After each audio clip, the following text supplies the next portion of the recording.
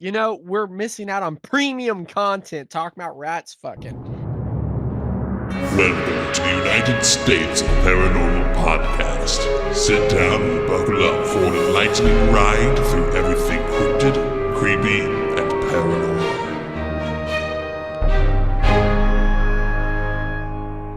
Welcome back to another episode of the United States of Paranormal, late night edition, where we're like coast to coast AM, but the Aldi's version. This is Logan, the artist formerly known as Naggle, and to the metaphorical right of me, it is Matt. Hello, everybody. Hello, Dr. Nick. And you know, is there like, I feel like there's a whole generation of people that won't get that anymore, even though The Simpsons are still running. Yeah, watching The Simpsons honestly kind of feels like a boomer thing nowadays. Modern Simpsons is pretty rough compared to the old stuff. You know what's crazy though? Family Guy is making a comeback thanks to TikTok. I didn't know Family Guy was like I don't watch any of it, but I didn't know it was waning off. But that beautiful dulcet voice you hear there, dulcet, would that describe Brandon's voice? Dulcet? That's a voice thing, right? I mean, I would have gone with grating, but sure, dulcet. Is Boze. He's to the metaphorical right of Matt, not metaphorical. So right dulcet is apparently a fetish about rape, murder, and gynophagia. What? I thought dulcet tones was a thing. I've heard people say dulcet tones. Let's just blow right past that. Dulcet sounds are soft and pleasant to listen to. Well, what Dulcet, Brandon just said it's was a nor fetish soft about or rape, pleasant. murder, and gynophagia. Which I don't even know what gynophagia is a gynophagia is. dark No. fantasy that involves women ending up as food. Don't like it. Don't like it. Don't like it. I'm gonna go with the Matt's one, where I know I've heard people talk about dulcet tones like soft, smooth, and nice, which I was trying to compliment you, and then you just brought it to a whole ick level right there. But you heard right. This is the late night edition of the United States of Paranormal. We are recording at 11:07 Texas time on a Friday night. What does it feel like being late night radio, boys? Dulcet? Like I was going to say, like we're slowly going further down. Dulcet. I don't want to hear dulcet anymore. Brandon ruined dulcet for me. I don't even know if I'm pronouncing it right. I think But it doesn't that's feel right. anymore. I just feel like I've heard someone describe it as like the sweet, sweet dulcet tones of. Yeah, no, that's Jimmy right. Buffett. I don't Jimmy know. Buffett be considered dulcet? No. Who would be dulcet tones? Barry White?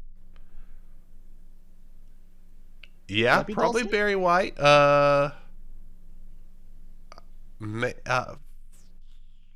I've been really trying, baby. Can't keep singing, otherwise we might get sued.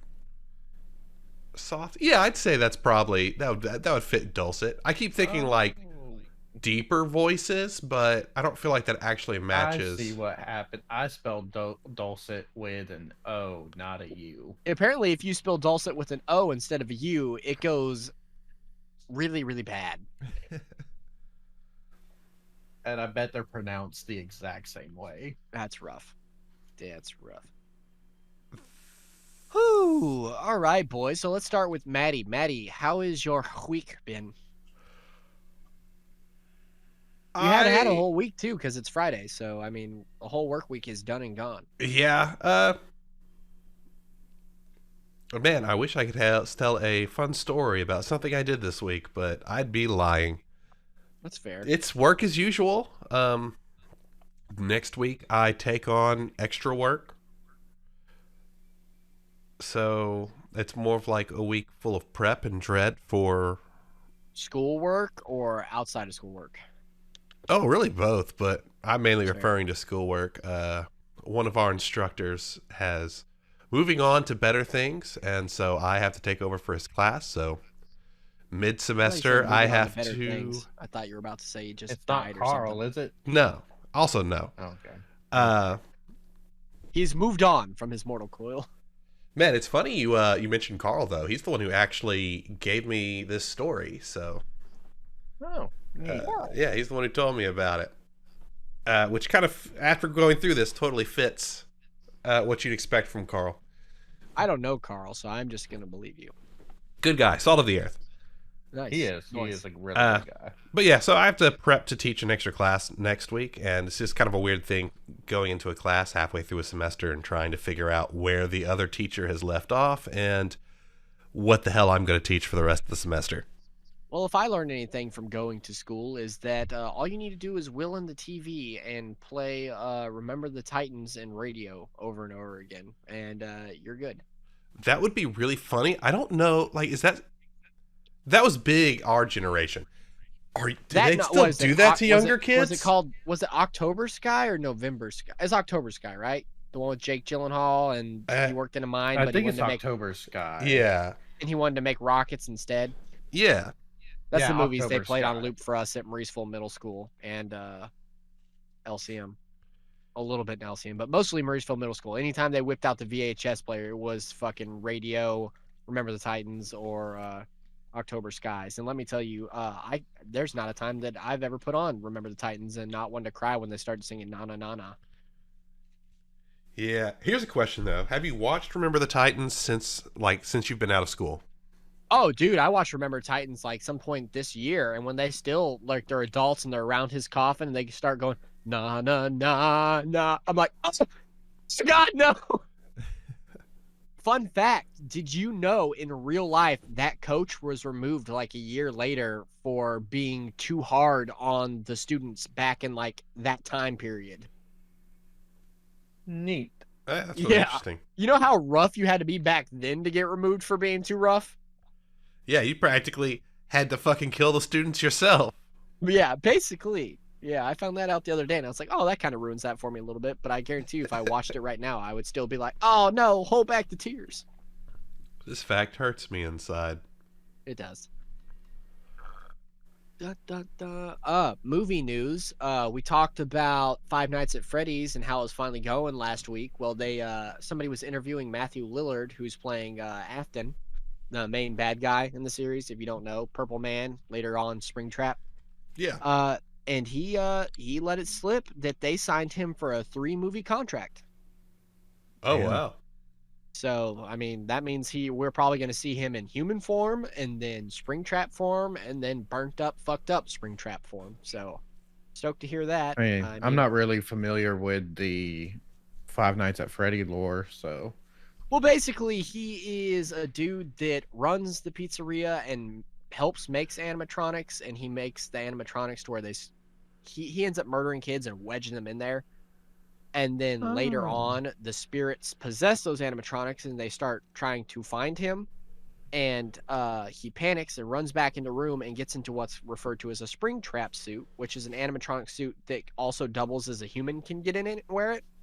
Mhm. But those were faulty equipment, and when he got in there, it was moist, and the spring traps activated, and they basically impaled him, and he died inside the suit, and so he came back as possessing that suit. So he himself became a possessed animatronic, and then later on, it got scorched, and he came back as withered Springtrap. So I didn't that's the whole thing. realize that those games actually had like a story to them. Those games have a convoluted ass lore / story to it. There's a reason why Matt Pat has like 70 fucking videos on Five Nights at Freddy's. Yeah, at this point, Matt Pat's career is made off of Five Nights. Oh yeah, he absolutely, and he admits it too. He's like, well, this is the game that I have to always make videos on it as stuff comes out because I'm obligated to, because it made me what I am. Yeah. But yeah, no, they got deep, crazy ass lore. So when this movie comes out, we don't know if they're going to go off the video games, the books, the coloring books. Like, they have, the lore is fucking bonkers. It's hard to track. But either way, we're going to have Matthew Lillard voicing an animatronic, fucked up, corpse riddled rabbit at some point, and I'm all for it. Yeah, that'll be really interesting to see on the screen. Speaking of video game adaptations, the show's been going long enough. I don't know if you've gotten to watch any of it yet, Kane, but I've gotten to watch. I'm still behind. Kane. I'm Logan. But I've gotten to at least get 3 episodes into Last of Us. I haven't watched any of it yet, but I did watch a side-by-side comparison of the porno mag read in a vehicle. Mm-hmm. And it was like legitimately spot for spot the video game because they played it side by side.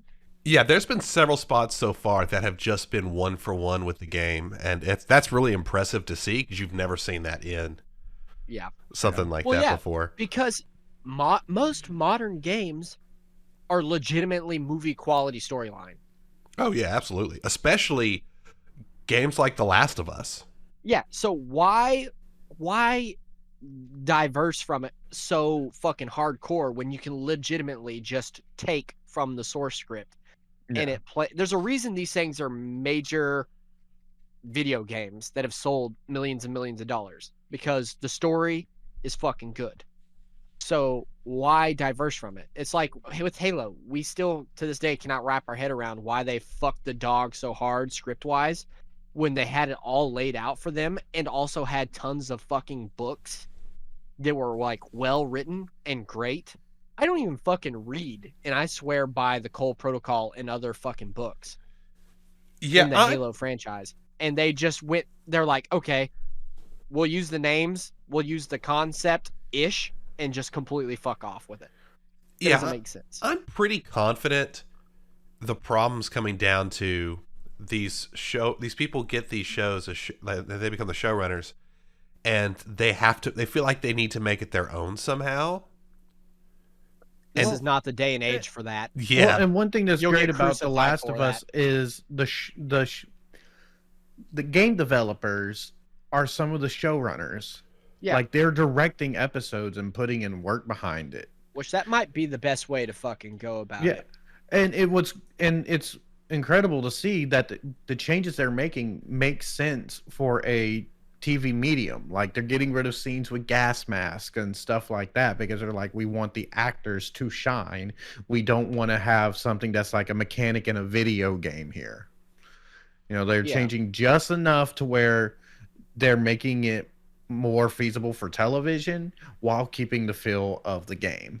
Yeah, I'm hoping this teaches people that like it can happen and that they need to start, like, it sounds like a fanboy ass thing to say, but they need to respect the fans, the fanboys, the fangirls, because that shit rides and dies on us. You know? Yeah, absolutely. It's not fans blowing themselves. We are the ones that made the video games big, and we're where you need to lean for the video game the movie adaptions or the TV show adaptions. Well, yeah, they are your built-in audience.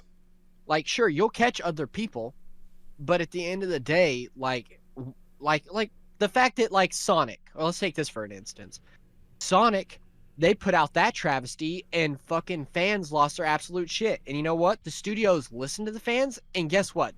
That movie's okay, but that movie didn't really deserve the showing that it got in theaters.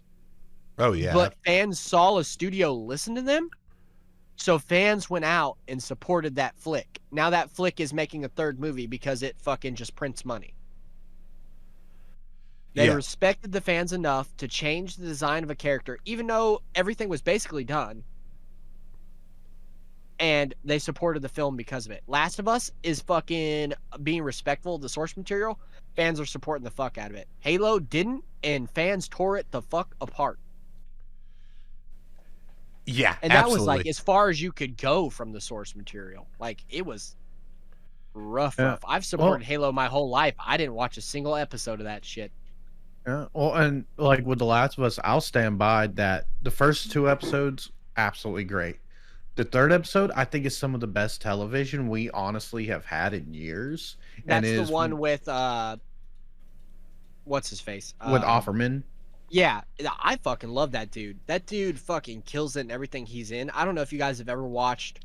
I talked to the Call Guys about it recently, or at least I mentioned it to the Call Guys. They did an episode on based on true story movies, their top 3.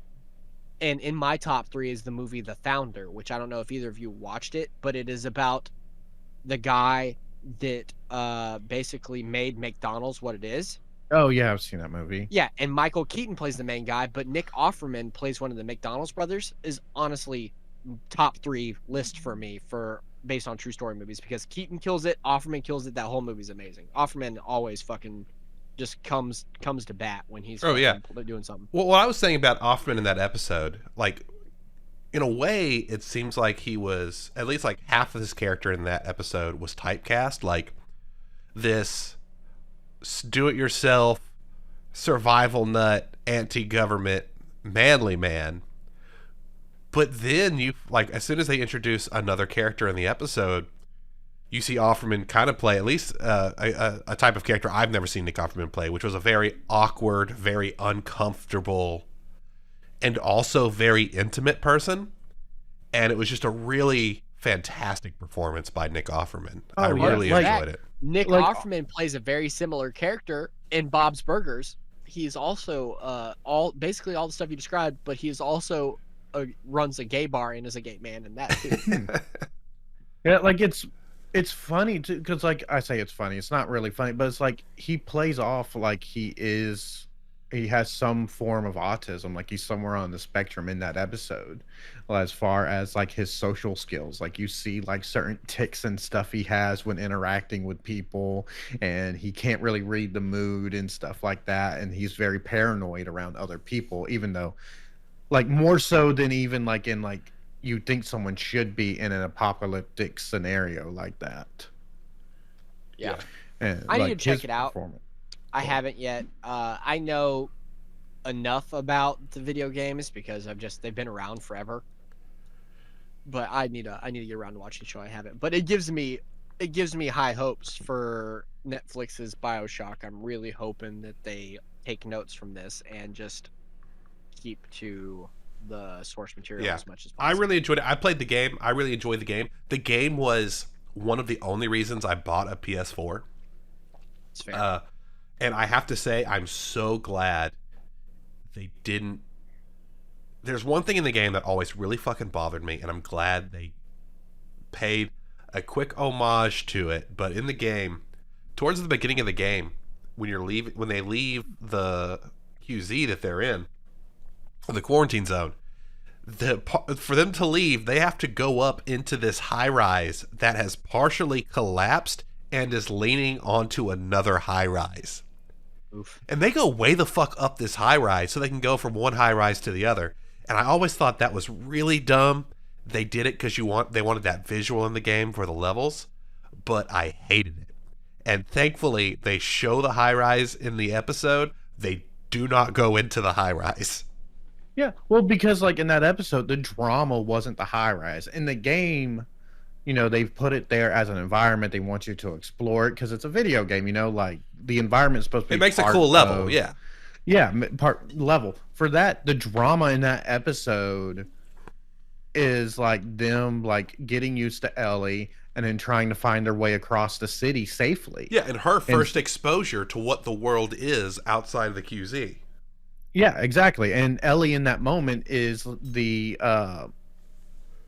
audience stand-in as you learn about the different types of zombies and stuff that's in the world and how they work. So it's like you didn't need that. What I respect about that franchise is the zombie they decided to go with based on that fungus that fucking attacks wasp and caterpillars and bugs. Because that shit is horrifying. I don't know if you ever watched a time-lapse video on that kind of shit. That is rough to watch. That shit sprouting out of an ant and like it climbing up the top of a stalk to get to the maximum level of sunlight and then it just taking over completely. That is haunting. Oh yeah. I've seen footage and photos of stuff of that stuff in the past, and yeah, it's scary to think what would happen if it were to somehow, like, if something were to manifest like that could affect humans. Oh yeah. Well, I feel like if it ever happened, it would be something like a fungus or something like that, because it'd be like something like that twisted from bugs to mammals to us, you know, like just like slowly climb up the food chain. And it's just like, it's not like a malicious fungus. It's not like, oh, I got to kill everything. It's like, I just need to spread as much as possible and get to the optimal position because it's got the objective, it's plant objective, and that's scary. Oh yeah, absolutely.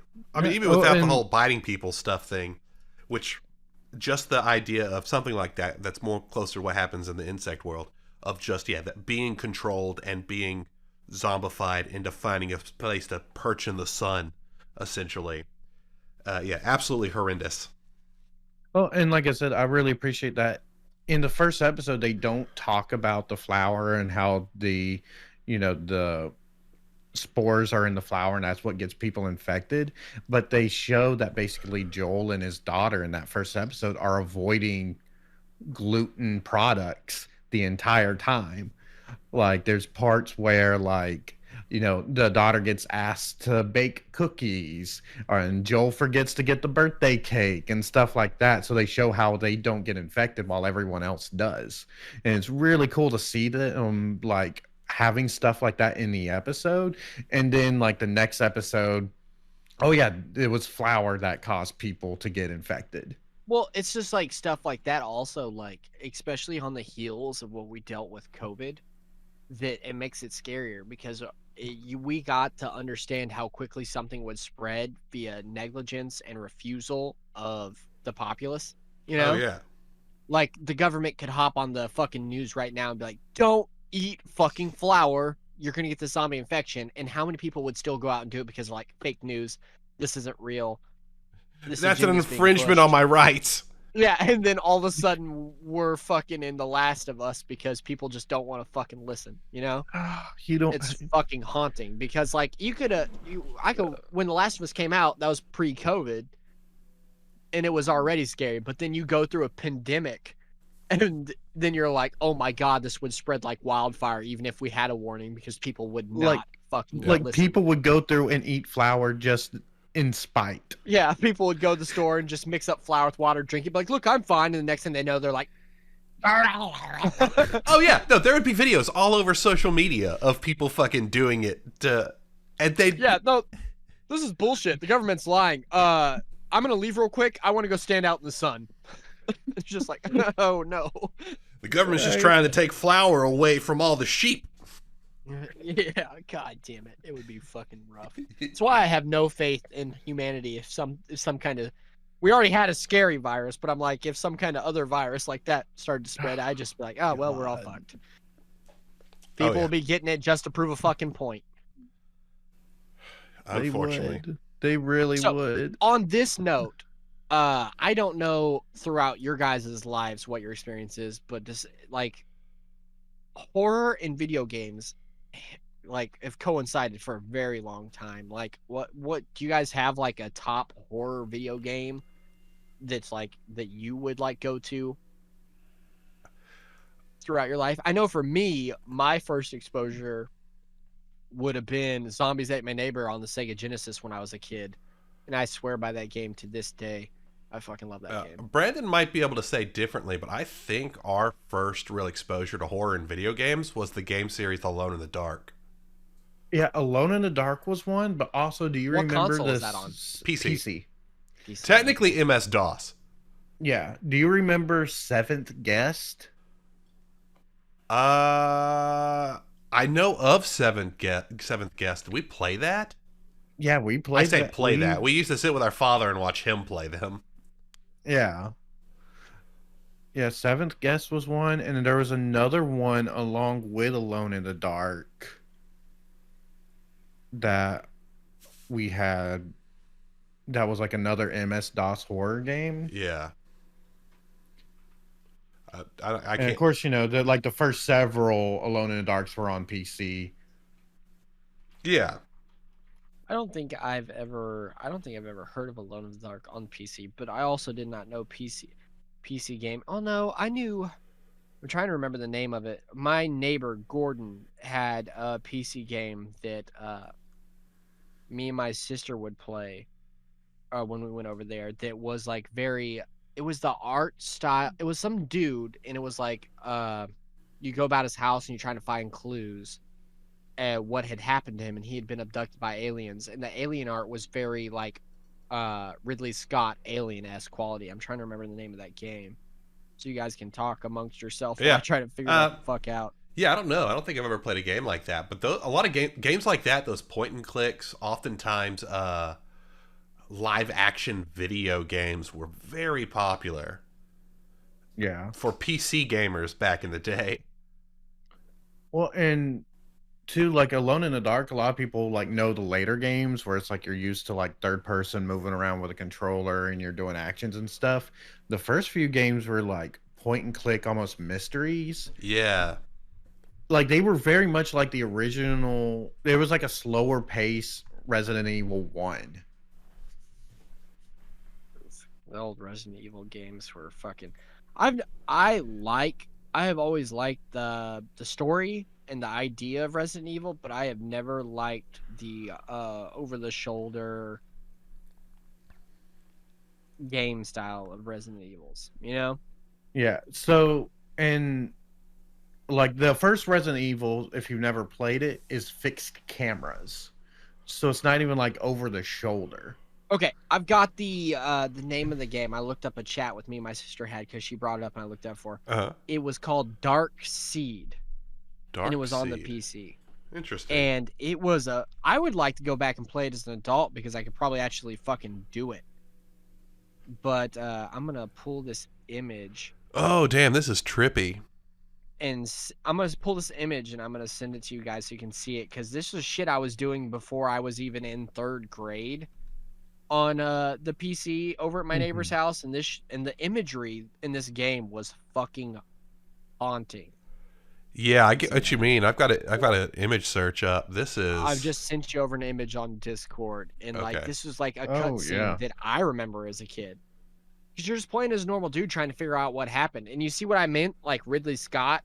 Oh looking ass art. It absolutely looks like a Promethean ship. This music in this game was so fucking haunting when it got to shit. Even when we were just walking through the house, it was haunting. It like sticks with me to this day.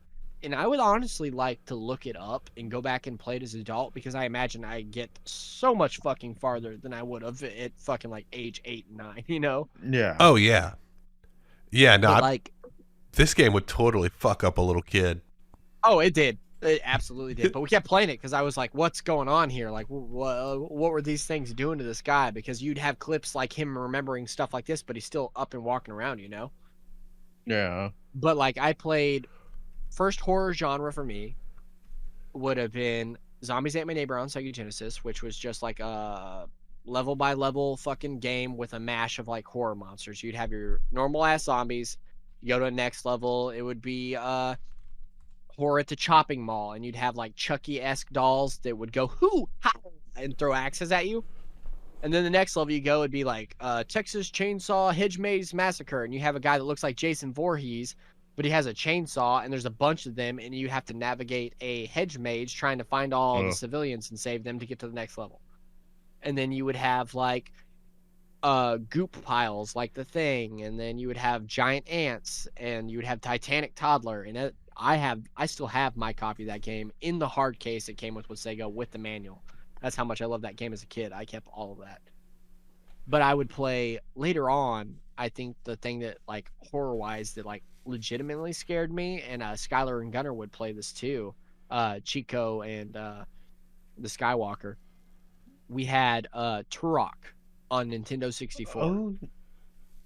And that first level on Turok, you start in this like darker room, and you have to round this corner. And when you round this corner, and you walk down it, a fucking Velociraptor fucking pops out, and all you have is a bow and arrow, and that shit was haunting.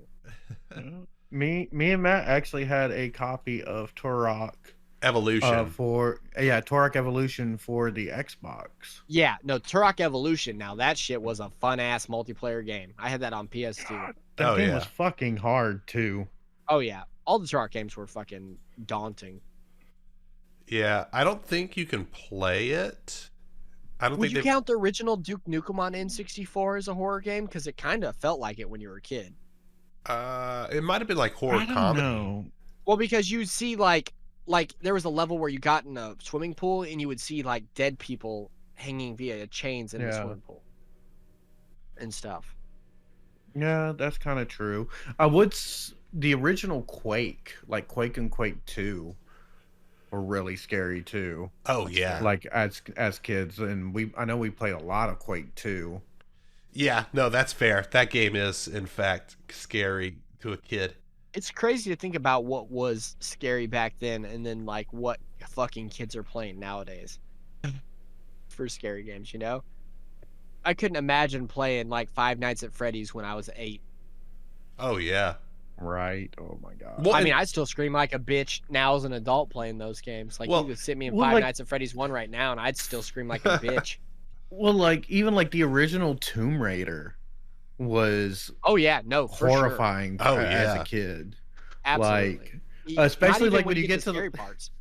Like, Like- sharks or crocodiles in the water was still scary. Yeah. Fucking Tomb Raider. And then you get to like the last level, and it's like you're having to deal with like bloodied centaurs and weird We like talked about this in the first ugh. episode. You mentioned the wombs and shit. yeah. Oh yeah. No, that shit was like horrifying back in our age because we went from shit like the Super Nintendo and Sega Genesis, and next thing you know, it's like 3D gaming, and they're like, "Welcome to Tomb Raider, bitch! Bitch is popping out of wall wombs," and you're like, "What is happening?"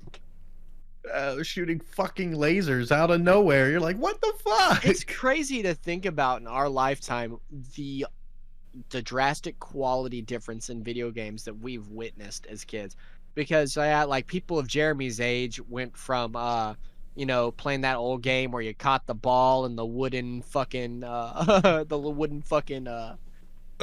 cream cone looking thing in their hand Yeah. to playing Pong. Oh, that's great.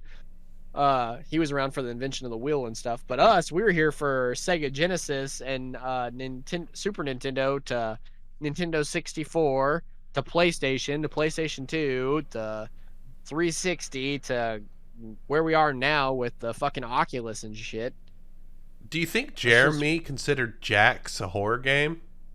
I'll tell you what, I imagine so. At this point, before this airs, Jeremy will have had his 50th birthday because he turns 50 on the 20th. Oh god. Yeah, Oh, he's that's old exciting. Yeah.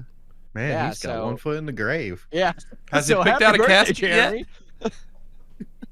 Let us know, Jeremy. Hit us up with the email at UnitedStatesParanormal.com or at gmail.com and tell us if you thought Jax was scary when you were playing the most advanced technological game back in the day.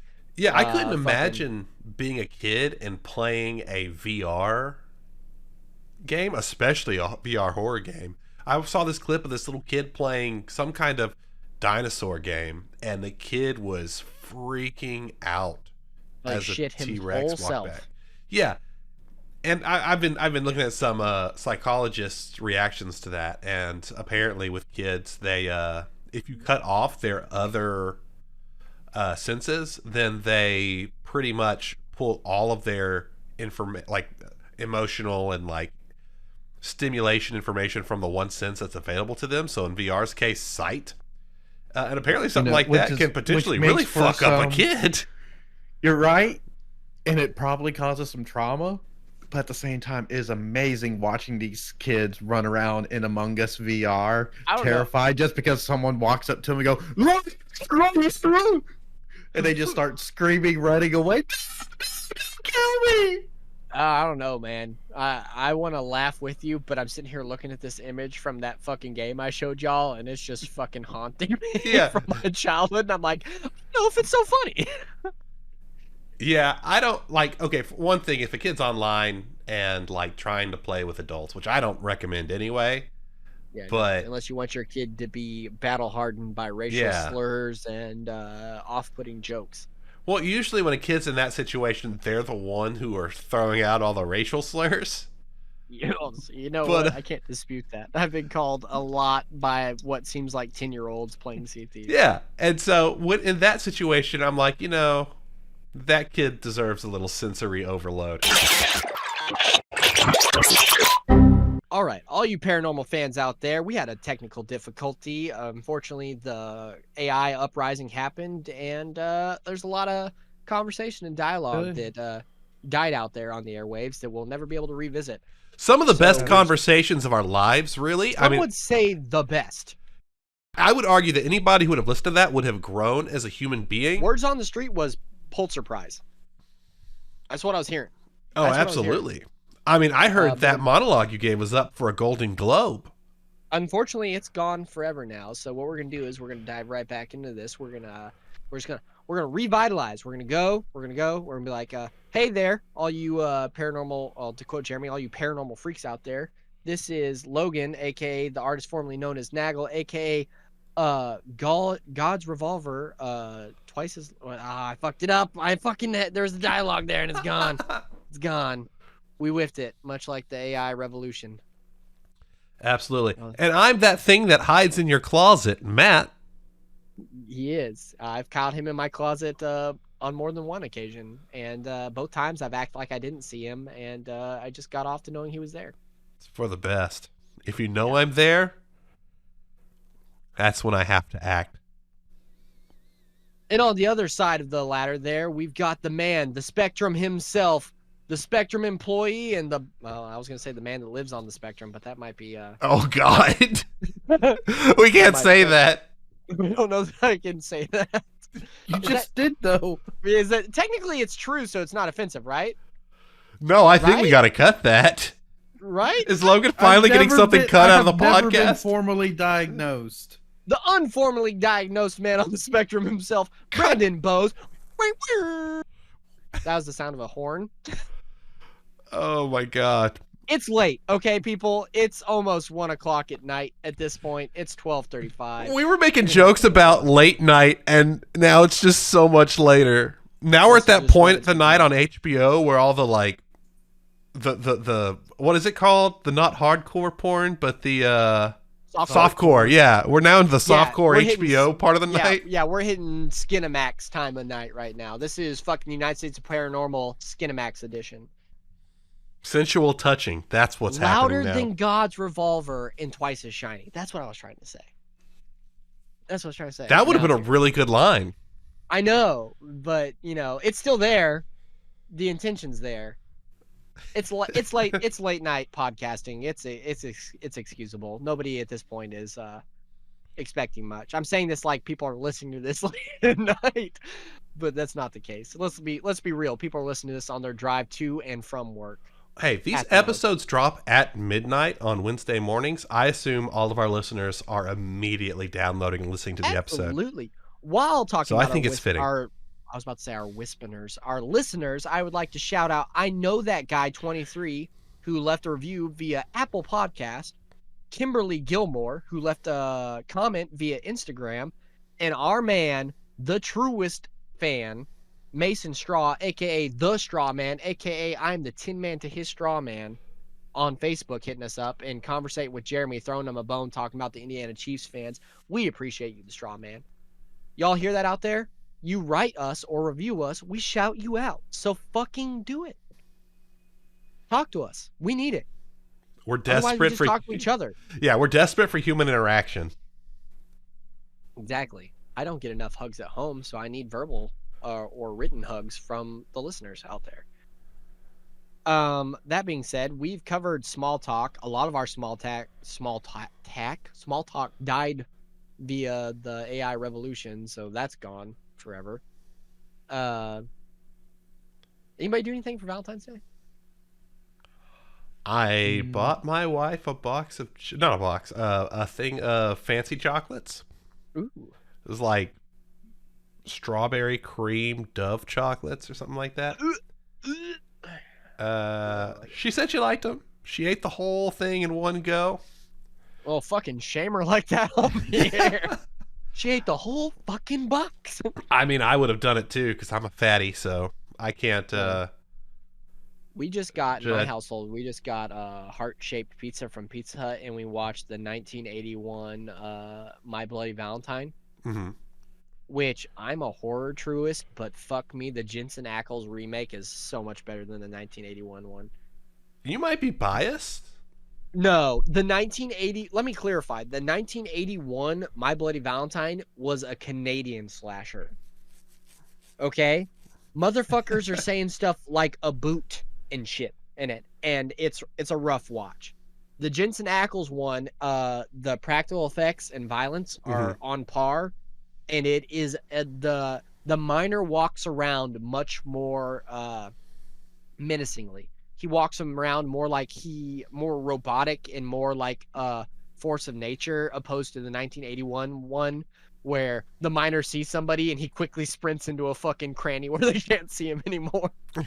Well, and let's face it, The movie was instantly better because Jensen Ackles. Oh, absolutely. But in the you know what the Jensen Ackles one didn't have, that the 1981 didn't have him? What? At the end in the credits, they played a folksy song. You know how like the Ramones did the Pet Sematary song? Yeah. In the 1981s, they did like a folksy song about My Bloody Valentine at the end. That's awesome. And if you've never heard it, listeners, you have to go listen to it, because it's like that. What was that old song about that ship that sank in one of the Great Lakes? Oh, come on. Fuck. You guys have heard it before. I'm stalling while I look it up. Vamp, Logan, vamp. I'm trying. I don't know. Somebody filled the dead air while I Googled it. So we tried to, me and my wife, we did try as a couple to watch episode 4 of The Last of Us. Unfortunately, we got 10 minutes in and my son woke up crying, so we did not get to continue that. The song, The Wreck of the Edmund Fitzgerald. Oh, interesting. It is very much almost like identically like the sound of that song. But they swapped the lyrics to talk about a miner that's killing people on Valentine's Day. That's cool. Which, if you wanna say it's cool, it's no Pet Cemetery by the Ramones, but it's still, it's just really, you're so used to like those like punk rock horror movie songs, to where when you listen to that, it's very jarring because it's very just like folksy and slow, and it's about like the whole plot of the movie. So if you haven't checked it out, 1981, My Bloody Valentine, what me and Kayla do is now we basically every year we swap which one we all watch. Last year we watched the Jensen Ackles one, aka the good one, and this year we watched the 1981 version. Oh, cool. So hey, next year we get to watch the good one again. Yeah. They both have their merits, but like, oof. Just check them out. Let me know what you think. Email us at theunitedstatesparanormal@gmail.com. We'll shout you out. Tell me what you think. Watch them. They're both free on different platforms. So give them a watch. Give them a listen. But on that note, let's get into the case, Matt. All right. Yeah. Okay. So this one was recommended to me by my friend Carl. And holy shit, he sent me on just one of the biggest deep dives I've ever done so far for this podcast. I will go ahead and clarify right now. I am not going to go into extreme detail about several of the things in this episode, but that is because they warrant their own episodes. So basically what he's saying is this guy sent him down the rabbit hole of Rule 34, the bananas in pajamas. Right? That's where this is going? The bananas, the what? No, just a fucking keep. Okay. You really never heard of the bananas in pajamas? No. Man, fucking what kind of Aldi's discount ass childhood did you have? I've never even been to an Aldi's. Just fucking go on. I didn't find out about Aldi's until I was 30. Yeah, I didn't hear about all these until I was already a man. Yeah. But okay, so today we are going to talk about the Montauk Monster. Well, I like that. I like a good Stan Leanism. It starts with an M and the second name is an M too. Oh yeah. Montauk Monster. Like Peter Parker or Matt Murdock. So Stanley would be proud. In the ancient year of 2008. God damn. That's right. This century. Walking the shores of Ditch Plains in Montauk, New York, three friends, Jenna Hewitt, Rachel Goldberg, and Courtney Froon, stumbled on a washed-up corpse of an unidentifiable creature. The creature was bruised and bloated. It was missing patches of fur and skin, and it appeared to have been scorched by the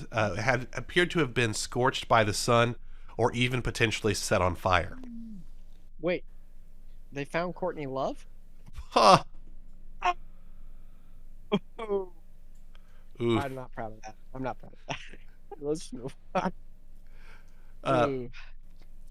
It appeared mammalian with long limbs and particularly long finger-like appendages.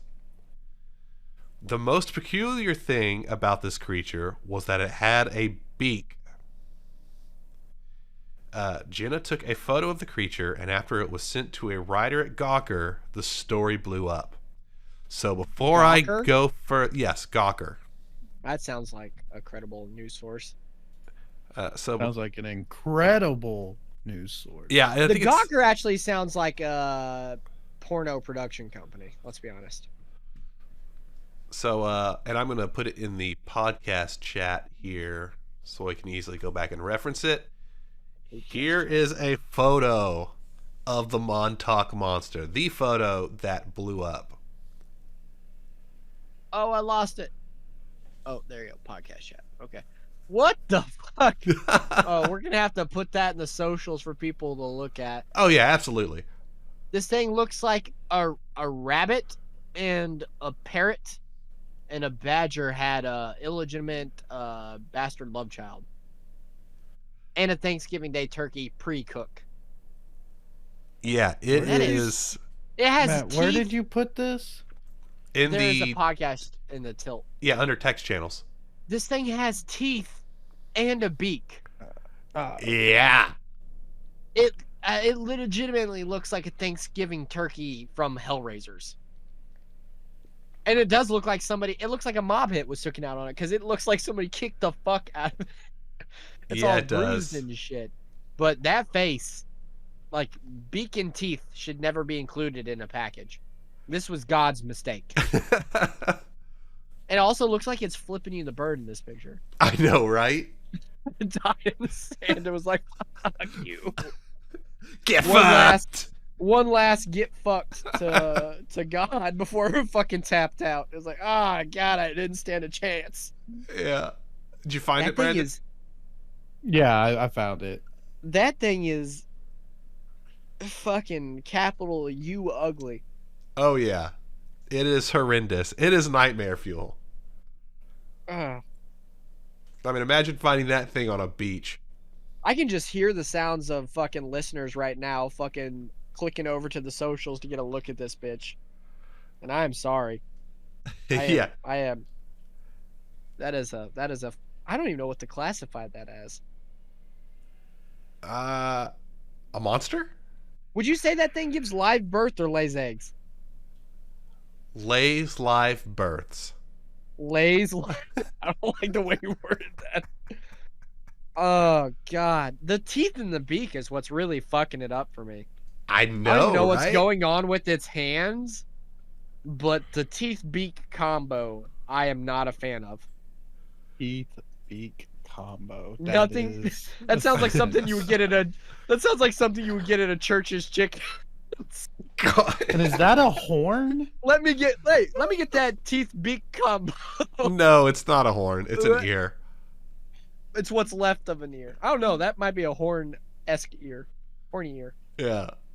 I ain't a fan of the whole face region of that, which is ironically what I said to Boze the first time I met him. I just can't stop I gotta fucking pull out of this right here because I cannot stop looking at the teeth on that. I know, right? It's hard. Like it's horrifying. You don't want to look at it, but you also can't stop. It's dead, but I'm still worried it can hurt me. It looked like it lived a rough life. Yeah, it's It looked like it worked the 9 to 5 on Simmons. Like it. Yeah, so when it was found, Don't you associate Dolly Parton with this? yeah. So when it was found, a lot of people saw this. It was washed up on the beach, basically right below a busy restaurant. The fact that it has teeth and a beak. Oh yeah, there are interviews with a bunch of people who saw this thing washed up on the beach. And they tried to call animal control to come and pick it up. Animal control never showed up. No, fuck you. Animal Control showed up, saw that, and was like, the thing's got teeth and a beak. I ain't about it. And then a day or two later, it disappeared. One person claimed that there was a gentleman who came and took it and brought it home and may have stuffed it. Ooh, kinky. But I couldn't find any. I mean, I would imagine if somebody took it home and stuffed it, they would have taken photos of it, or like.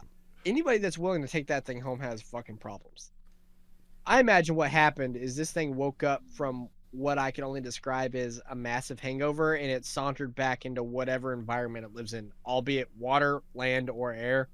I'm not here to judge. It just had a rough night, you know? It's been out drinking. Yeah, it just woke up in the beach, a little bruised, a little worse than wear, and it woke up and it just fucked off. I mean, who can't relate to that? So, so hard to look at. yeah, the speculation on the origin of the creature started from there. Many believe the creature likely came from an animal testing facility on Plum Island, just off the coast. Why was Plum Island in the business of just making the ugliest fucking creature they could fathom? We'll get there. Okay, fair. Yes. And man, I wish we were in person for this, because I would have taken the effort to make some for everybody, because this is now the tin hat portion of this podcast. Oh, nice. This is Joke's on you. I have a tin hat on right now. This is our first conspiracy theory of the podcast. And when I say conspiracy theory, I mean conspiracy theories, because holy shit, this brought me into a bunch of major conspiracy theories. And that's why I say we will touch on them, but each of these theories really need their own episode. This is the fucking love child of fucking Bill Clinton and Monica Lewinsky, isn't it? That's where this is going. So there are 2 government installations in/near Montauk. I mentioned Plum Island, but actually in Montauk is the Camp Hero military base.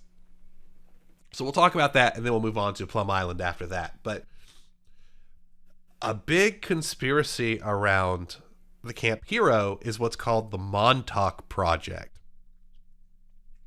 Camp Hero is tied to what's been called in the conspiracy community as the Montauk Project, which has ties to the Philadelphia experiment, the Stargate Project, MK Ultra, and of course from MK Ultra, Operation Paperclip. I knew Montauk sounded familiar. That's the whole fucking MK Ultra shit. Oh yeah. That's not good. So nothing that comes from that area is good. If you guys don't know, or for the people who are listening that don't know, the Philadelphia experiment was an attempt to make the USS Eldridge disappear from radar and made the ship allegedly teleport. And there's a lot of crazy conspiracy around this event. The ship was gone for like 30 seconds or so, and when it came back, a lot of the crew had been fused into the ship. And 2 gentlemen alleged to have jumped off the ship ended up falling into a time portal and ending up hundreds of years into the future, and eventually being able to open another portal to come back to their time. The Stargate Project was about the government trying to create psychic spies. Oh god. Of course, MK Ultra was a number of things, but they were working on identifying and developing drugs to use for interrogation. Like acid. Yeah. Government made acid, everybody. It was trying to reprogram people into becoming sleeper agents. A lot of crazy stuff. Operation Paperclip is not a conspiracy theory. Well, neither is MK Ultra. MK Ultra is very real. Yeah. Operation Paperclip was a very real program that was recruiting Nazi scientists for U.S. projects. MK Ultra was one said project. Allegedly, the Philadelphia experiment was one such project. And a project known as the Manhattan Project was one such experiment that we know of. God, we have to cover all of those at some point, because MK Ultra is a goddamn trip. Yeah, the Manhattan Project was the development of the nuclear bomb. Yeah. So whether a lot of this stuff is bullshit or whether this stuff is actually real. We do know that several of these projects that were kind of fueled by Operation Paperclip are very real, and I'm sure there's plenty that we don't even know about, because when MK Ultra was about to be shut down, the people in charge burned a bunch of the paperwork, so we lost a lot of information about what happened during those projects, including the paperwork that talked about the weird experiment where they got a fucking badger and a parrot on acid, and they had a bastard love child, which resulted in what I'm staring at on the screen right now. That is definitely a sentence. Yeah, kind of. That is one of the sentences. I'm telling you, listeners, if you haven't looked at this picture yet, absolutely go to our socials and look at this picture, because it's going to be on there and it's going to haunt you. Yeah, you're not going to sleep the same after this. You will be concerned about this thing being in your home. I'm just concerned about, like, it's covered in sand. It's just, the whole picture's uncomfortable. I don't like it. Oh yeah, it's. I want to drop some MK Ultra level acid right now just to forget this, but I'd probably have a bad trip and it'd be in it. So, this is the start of a crippling alcohol addiction. Just to forget this image. Oh, absolutely. I'm on it right now.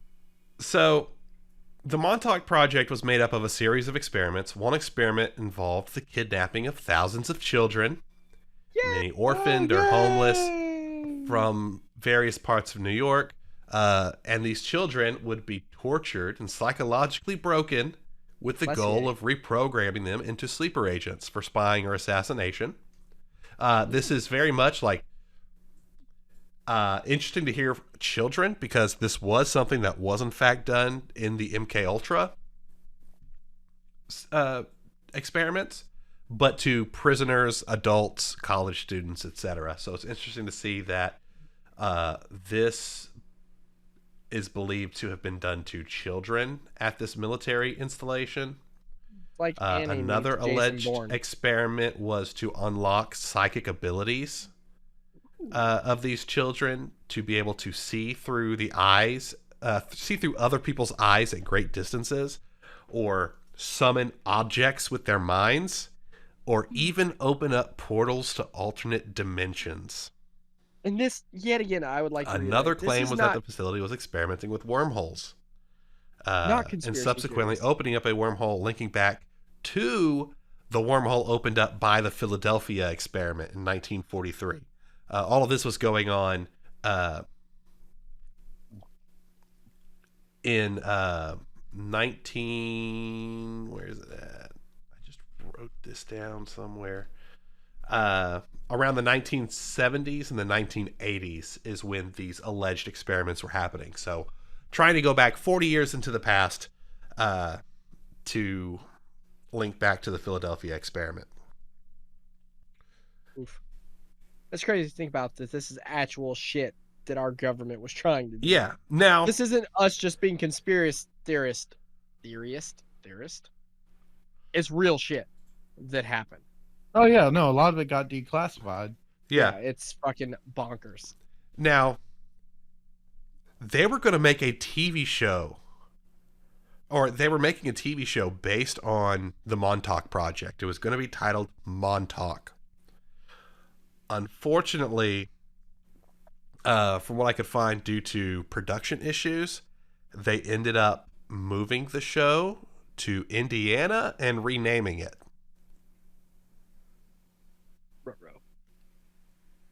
On a side note, Montauk sounds like a great name for a podcast. Yeah.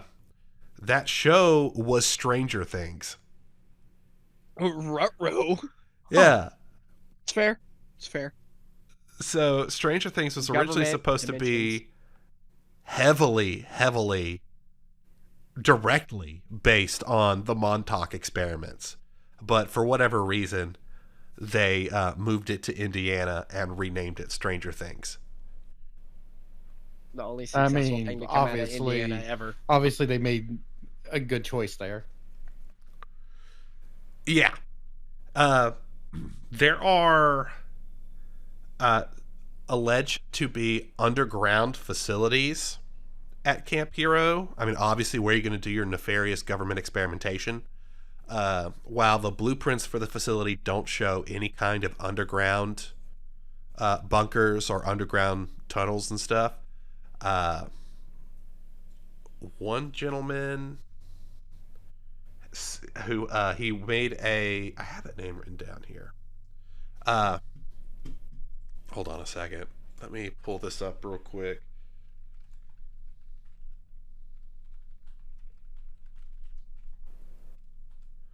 There was a series called the Montauk Chronicles, a documentary series.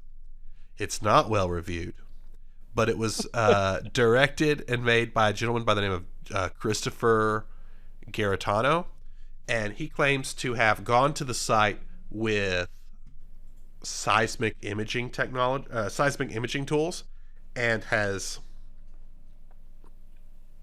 been able to show that there are things underground there. I couldn't find images of any of this, so whether there's credence to that, I don't know. Like I said, his documentary is poorly reviewed, so it's 4 out of 10 on IMDb. Oh, wow. So that makes it hard to judge whether or not there is credence to this. I will be watching it when we prepare for a full deep dive into the Montauk Project in a future episode, though. So I'll have more to say on that in the future. But other things that are weird there are concrete slabs in grassy areas that look like there's never been like roads or walking paths to get to it. So the claim has been, since it shut down, they had filled the underground section with concrete so you could not access it, or so people wouldn't be able to access it.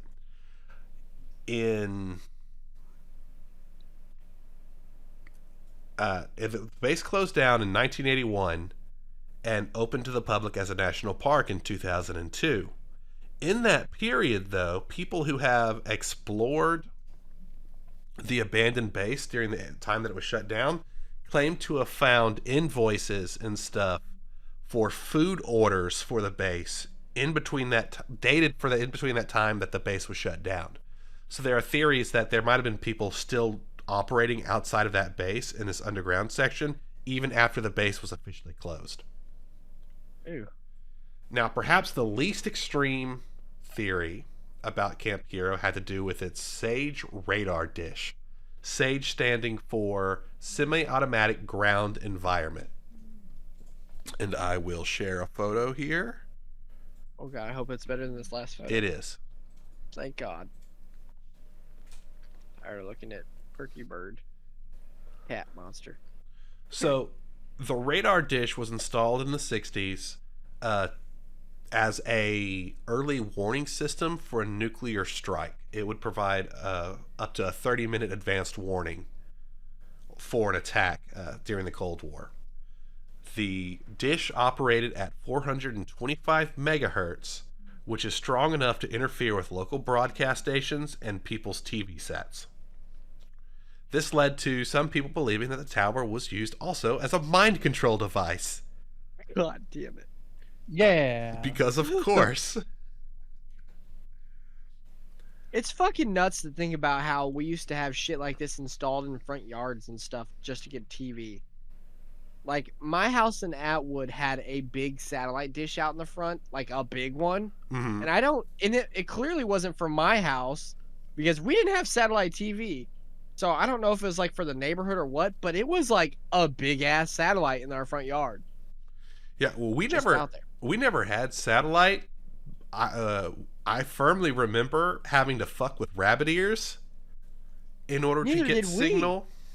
We didn't have satellite, but there was a big black one in our front yard. So I don't know if it was from like some previous owners of the house or if it was just like, this is the satellite for Atwood. But it was a big fucking satellite in our front fucking yard that you could literally sit under. I don't know what the fuck it was for, but it was massive. And that just used to be common back in the day. Just giant satellites in people's yards. It was the mind control. Yeah, it was probably mind control. So yeah, that's Camp Hero. and its own fantastic deep dive into Tin Hat theory. Now let's go across the water to Plum Island. Plum Island. On Plum Island lies the Plum Island Animal Disease Center.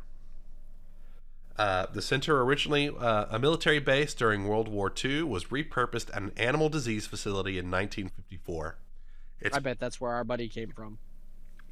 It sounds plausible. Well, yeah, very possible. Its primary goal at the time was to study foot and mouth disease, which was ravaging. Yeah, which was ravaging people's livestock at the time. Now, in 1975, okay, so that's fair. This does look like the embodiment of foot and mouth disease on the screen. Okay, so our next fucking conspiracy. Interestingly enough, in 1975, the first case of Lyme disease was reported. Lyme disease is a tick spread ailment that symptoms consist of fever, chills, headache, fatigue, muscle and joint aches, swollen lymph nodes, rashes can occur. It will begin at the place of the tick bite and kind of looks like I'll send another image, but looks kind of like a bullseye and is pretty big. Okay, that's a tame picture. That's like a fake. Yeah, these are medical pictures. These aren't people. Thank you for that. I appreciate that. And now officially the creature's off my screen, which I also appreciate. So that's a big ass area of effect there. Yeah. This reminds me of the movie that was based on big ass ticks. That movie was rough. Yeah, aside from that, if left untreated, the symptoms of Lyme disease can become more and more severe. So after days to months after the tick bite, severe headaches and neck stiffness become a common issue. Additional rashes on other areas of the body can occur. Facial palsy, which is a loss of muscle tone or droop on one or both sides of the face. Arthritis can occur with joint pain and swelling. Intermittent pain in tendons, muscle, joints, bones. Heart palpitations or an irregular heartbeat. Dizzy spells or shortness of breath. Inflammation of the brain and spinal cord. Jesus. Nerve pain. And erections that last longer than 3 hours. Shooting pains, numbness, tingling in the hands of feet. But I don't even think this is fully comprehensive because there are also a lot of weird issues that have also occurred with patients with Lyme disease. For example, we had a friend who his organs were trying to shut down on him, and it turned out the problem was Lyme disease. Nice. Oh yeah, Bobbi. Yeah, so there's a lot of weird stuff around Lyme disease, and people don't want to talk about it. It's hard to get it diagnosed. It's hard to get it treated once you have it diagnosed. It is a serious problem that when people end up having it, they usually end up confused and frustrated. I'll talk a little more about that here in a minute, but let's see. So this first case was reported in Lyme, Connecticut, hence the name Lyme disease. Plum Island just so happens to be located a couple miles off the coast of Lyme, Connecticut. This has led people to theorize the origin of the disease is to be from this Plum Island Disease Center. Scientists of the center have explained that all the animals are killed to prevent spread of pathogens outside of the facility, but people have speculated that birds flying back and forth from the island could have picked up infected ticks and spread the disease to the mainland. And let's be honest, Lyme disease sounds a lot more menacing than plum disease. So clearly that's why it was named that way. So the chief strategy officer for Hudson Valley policy think tank and lawyer April Ferguson was quoted saying, I don't know if Lyme came from this.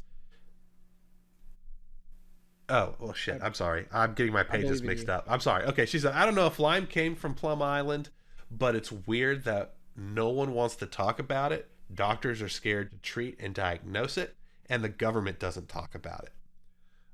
People suffering from Lyme disease often have trouble getting it diagnosed or getting treatment and medicine for it after diagnosis.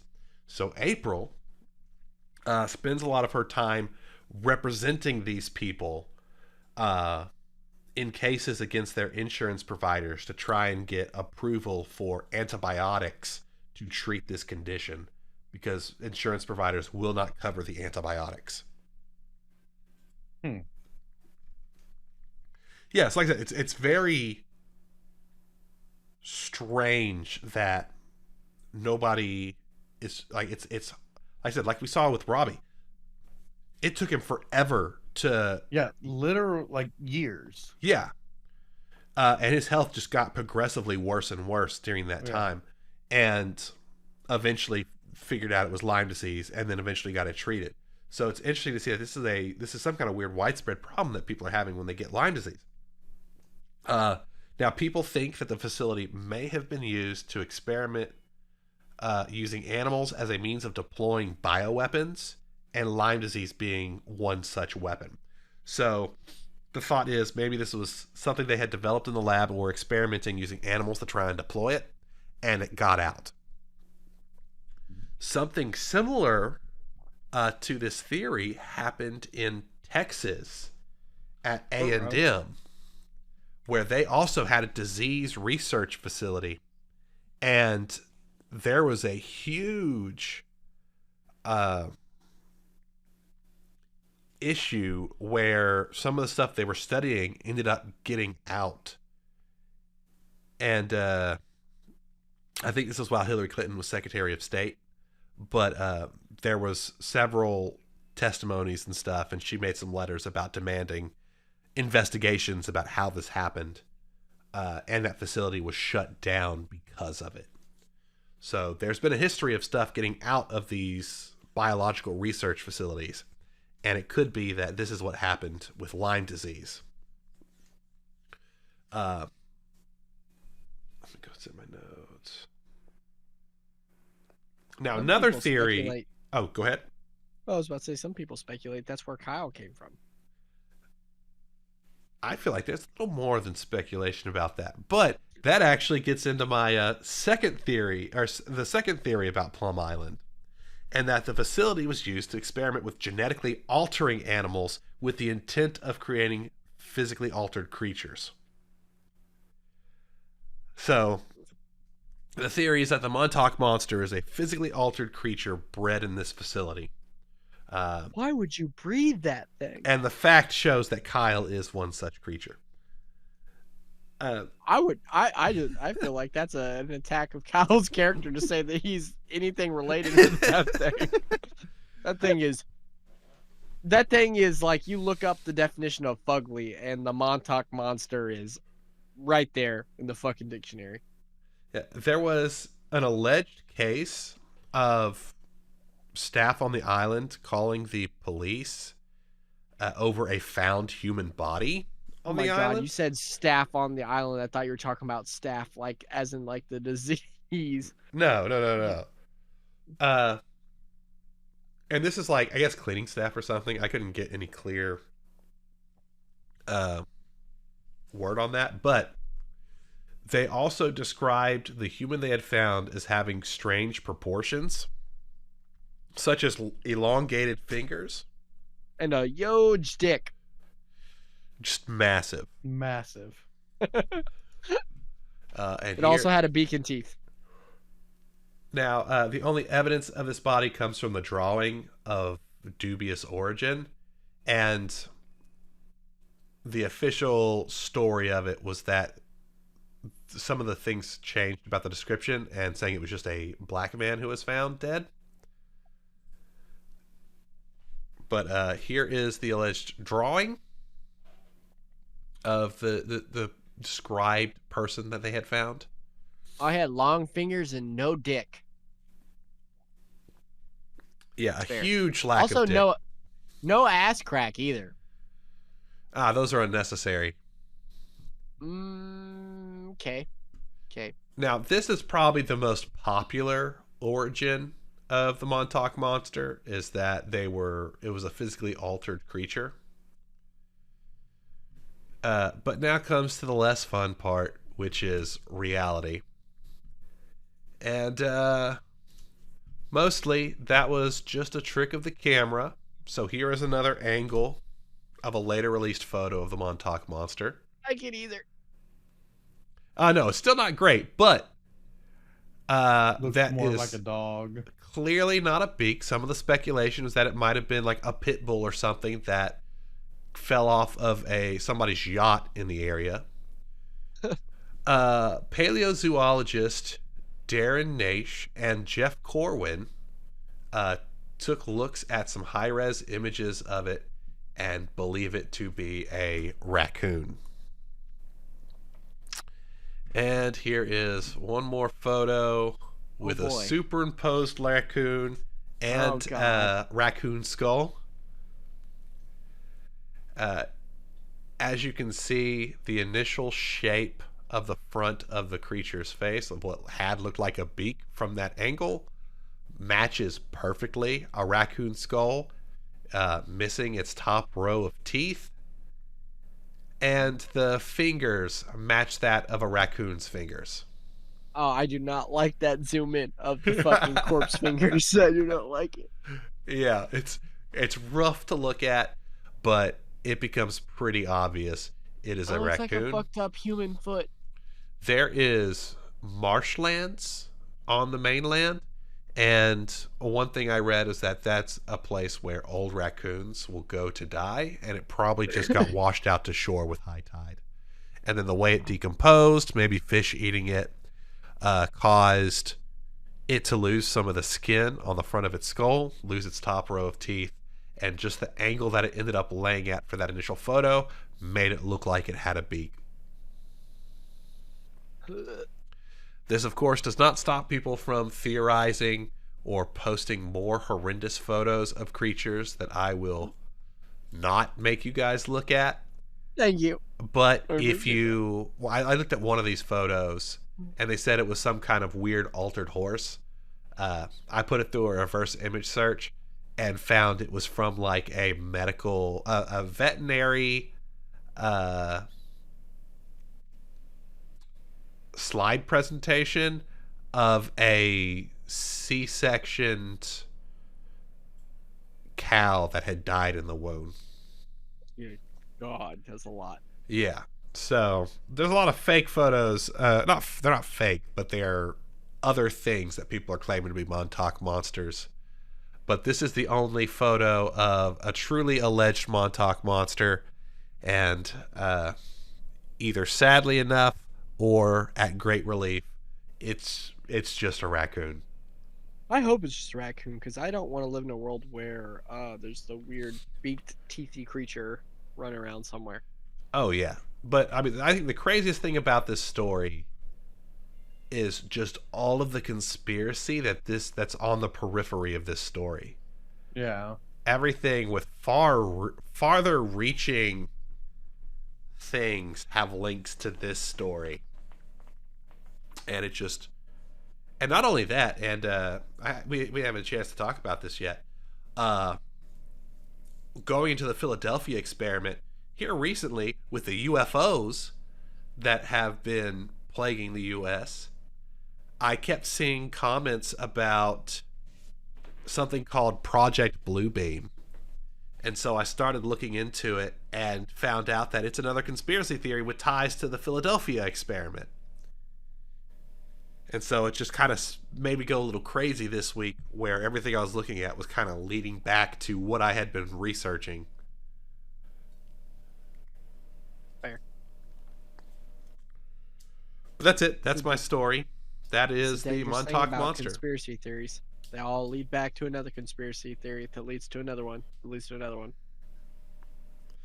I'm sure if we follow it deep enough, it'll all lead back to flat Earth. Probably. Just where it Shut all your comes whore from.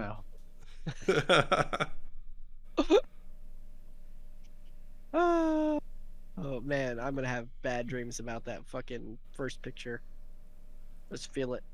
Oh yeah, it's. I unearthed a new fear I didn't know I had, and that's of beaked creatures with rows of teeth.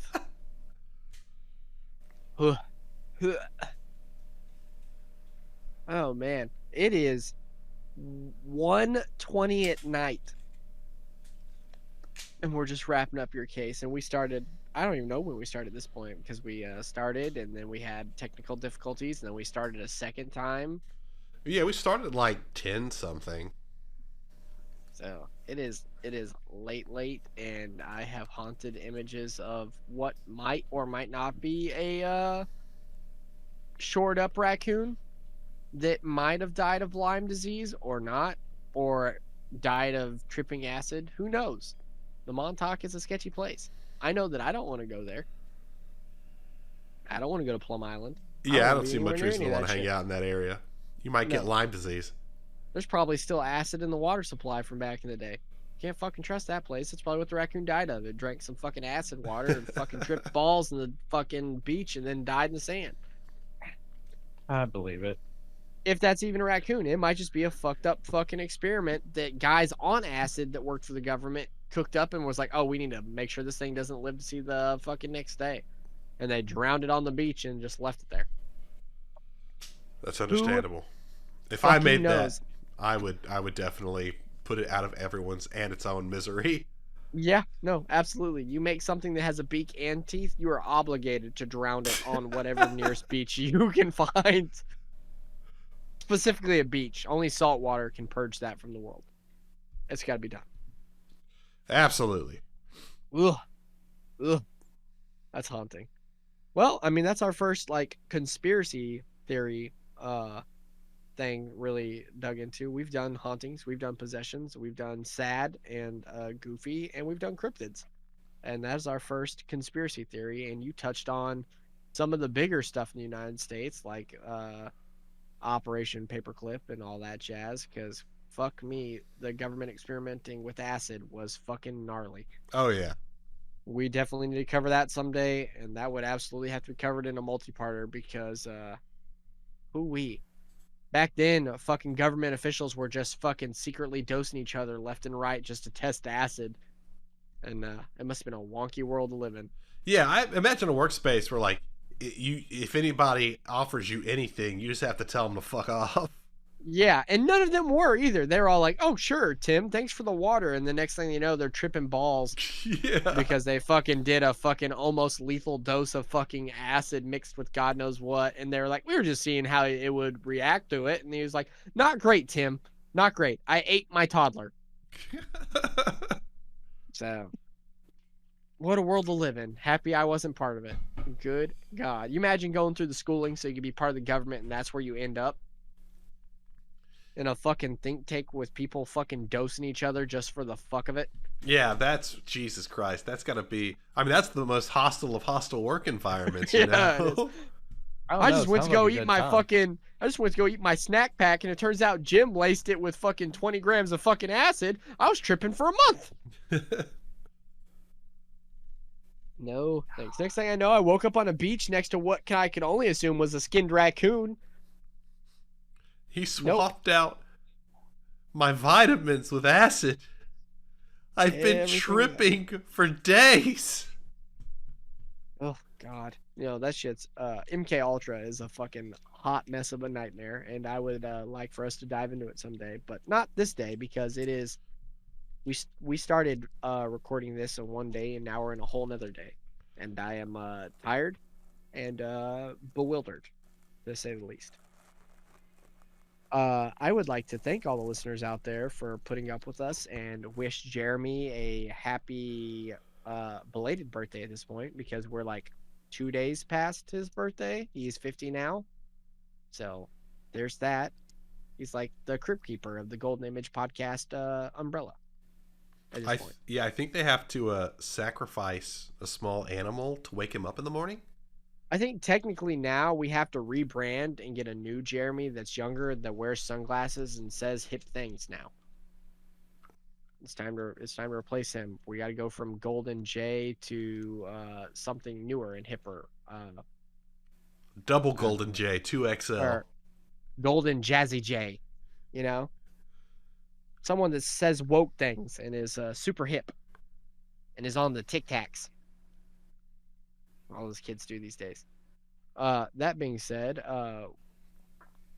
if you would like to write us and talk to us about what you think about the skinned raccoon or not skinned raccoon, the abomination that we will be posting in our socials, you can email us at the United States of Paranormal at gmail.com or hit us up on our socials at Facebook, Instagram, not so much the Twitter. We don't really fuck with that anymore for reasons and things. And just because that's one less place where I have to do work on socials. Another creature developed on Plum Island. Yeah, Twitter. Then if you're like, hey, Logan, I like the paranormal and shit, but I'd like to branch out to other things.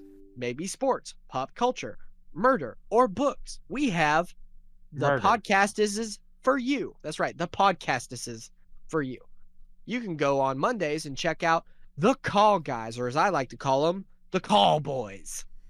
You got Colton, also known as 1Kill43, or as the Emperor calls him, Vanilla Thunder, and Chico Noise, aka Gunner, aka the cousin that I wish I would have, put out of his misery when he was an infant because he has bad opinions.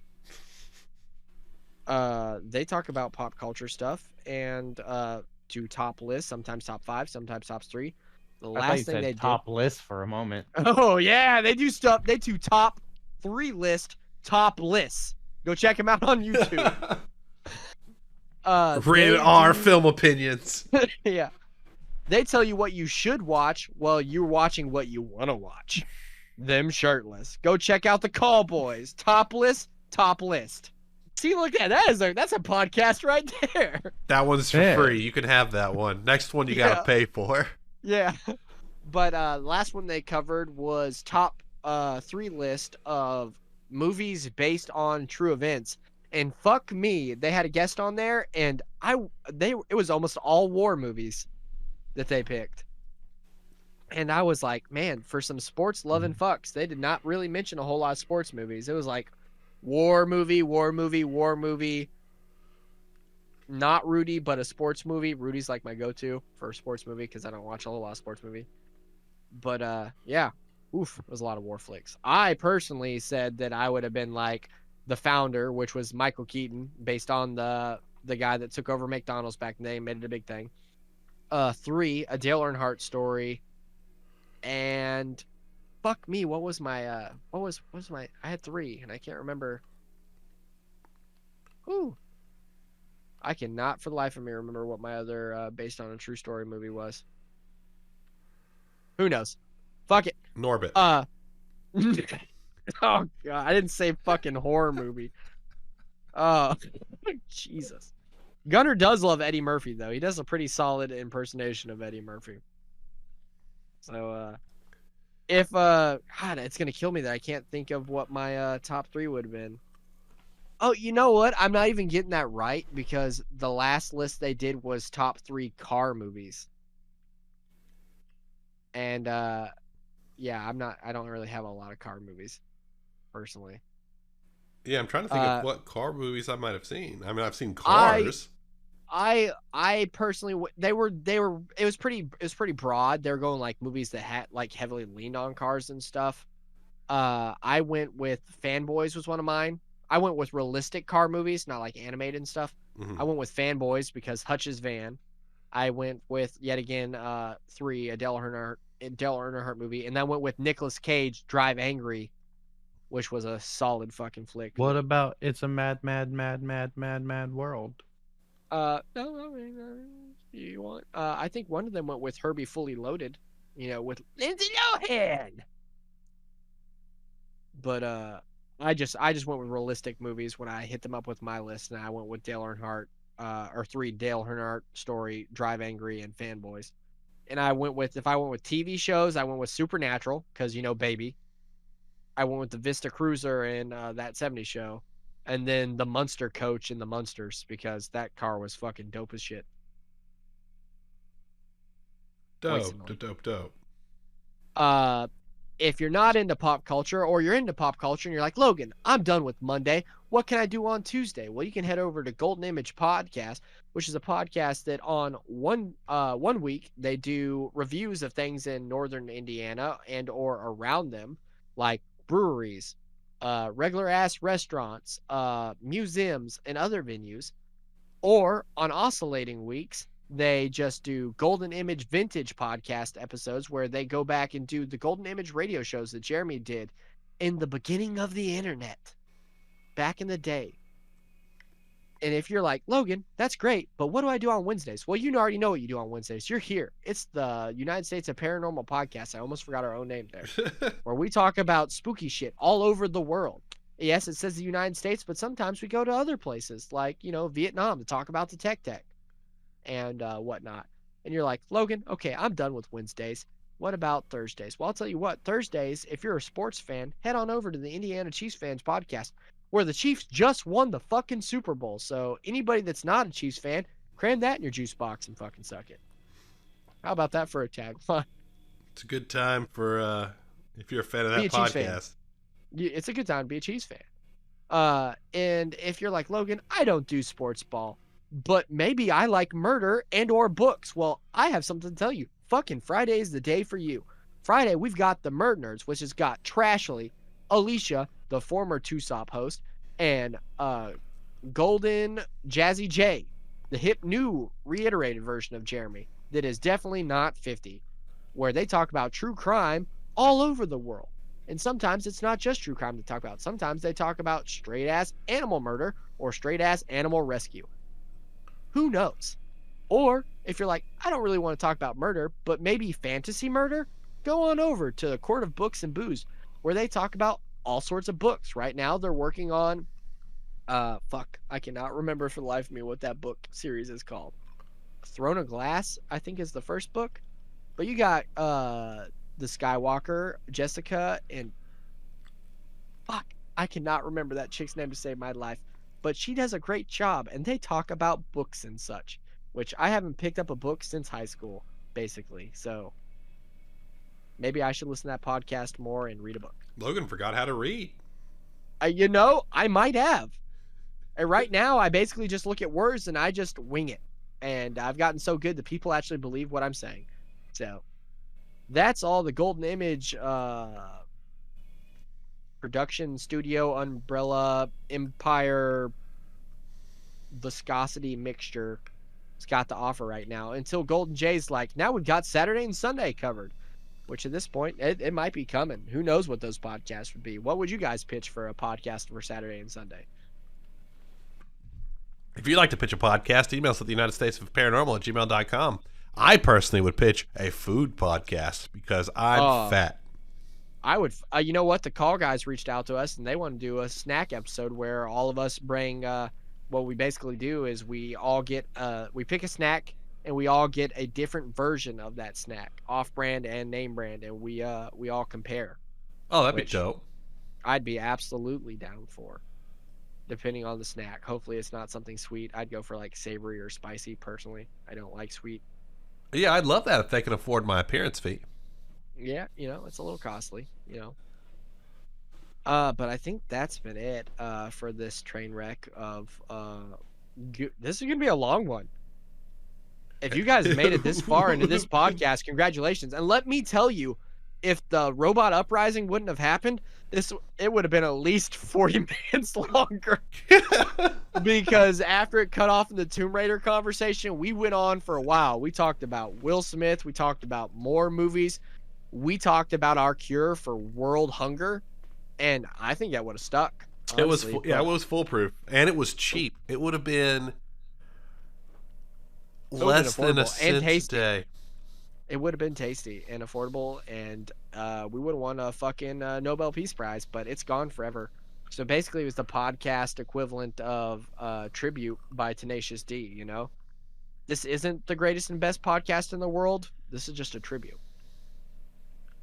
So this has been Logan, aka Nagel, aka the God's Revolver, with Matty Matterson and Biggity Boze, saying, "Hey listeners, it's late.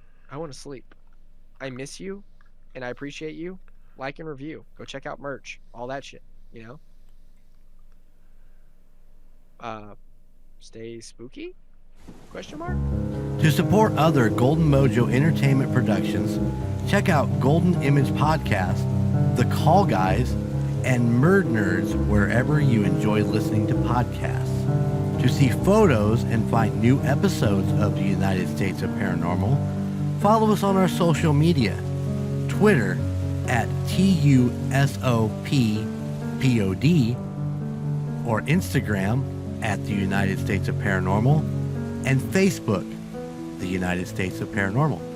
If you have a place that you'd like us to look into, or would like to share your spooky story that we can read on the air, please email us at the United States of Paranormal at gmail.com.